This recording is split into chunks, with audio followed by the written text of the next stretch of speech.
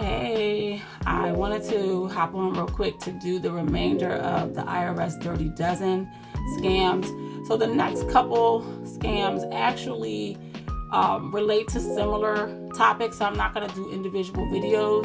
So IRS Dirty Dozen scams 9, 10, 11, and 12 we'll talk about in just one video. And they all surround tax credits that are improper.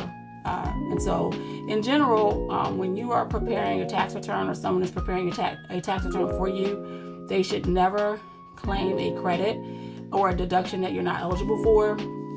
I know people like to make light of things like cheating on your taxes, but technically when you do that, you're stealing not just from the federal government, but you're stealing from your fellow taxpayers. So never claim a credit or a deduction on your tax return that you know that you are not eligible for.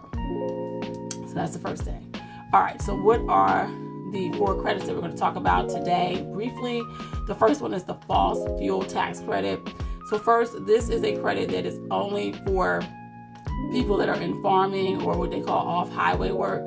So it's not a very common tax credit, but sometimes you will find that ghost preparers, which we talked about in a previous video, or just individuals looking for stuff to add to their own taxes that they're preparing on their own, will add that to their taxes. The IRS is seeing it, they catch it, and then you can be audited.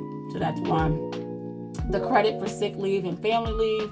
This was a credit for self-employed individuals, and it was really only during COVID, so for 2020 and 2021. But again, you have folks on social media that are still promoting this as a credit for individuals and for self-employment. It's not even a valid credit anymore, but you have folks still trying to claim it. So be mindful of that. Don't do that. The bogus self-employment tax credit. This is another one that was specifically for people during COVID, but you still have people trying to claim that credit for self-employed people or people that are gig workers. Again, you definitely don't want to put anything on the tax return that is unsupported.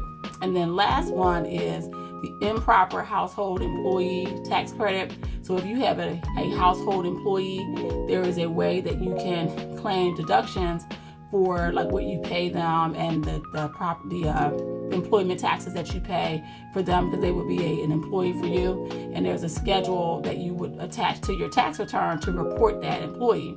So what some folks will do is they will create a fake employee and then fake taxes that they never paid to inflate a deduction, or create a deduction rather that they should not have received. So the moral of the story is the IRS is watching. You should always do the right thing, and remember that when you either prepare your own tax return and you sign it, or you pay somebody else to sign your return, you are doing so under penalties of perjury. So everything that you put on that document could be held against you, either civilly or criminally, and the IRS has a lot of power. So they can come after you, they can levy your assets, they can put liens on your property, they could even garnish your wages. So no tax deduction or credit is worth that drama.